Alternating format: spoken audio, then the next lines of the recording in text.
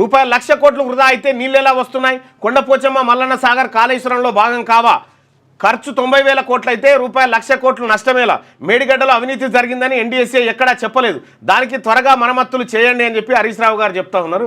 హరీష్ రావు గారు పచ్చి అబద్ధం మీరు చెప్పేది. కొండపోచమ్మ మల్లన్న సాగర్ కాళేశ్వరంలో భాగం కావా?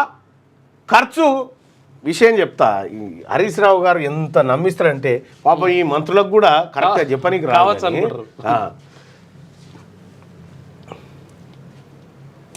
ఎస్ఆర్ఎస్పి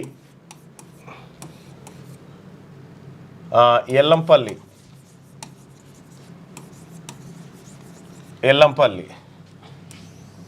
ఇది గోదావరి, ఇది కాళేశ్వరం. ఈయన అన్నారం సుందిల్లా ఇట్లు ఎత్తుకొచ్చి ఇలా పోయాలి. ఈ ఎల్లంపల్లి కాడికైనా పాత కాలువలకి ఇందాక ఇగో ఇక్కడ కొండపోచమ్మ రంగనాయక సారి కట్టిండు. ఈ ఎల్లంపల్లికి ఎస్ఆర్ఎస్పికి వస్తున్న నీళ్ళని తీసుకొచ్చి ఇంట్లో పోసి ఈ కాళేశ్వరాన్ని కావా అని అడుగుతా ఉన్నాడు. కావు, ఇక్కడ పంపులు ఎత్తిపోసు లేదు, పడవడ్డదు కదా, యాడికైనా వచ్చి పడైంది. పంపులు నీళ్ళు ఎత్తిపోయకపోతే నీళ్ళు ఎక్కడికి వెళ్ళి.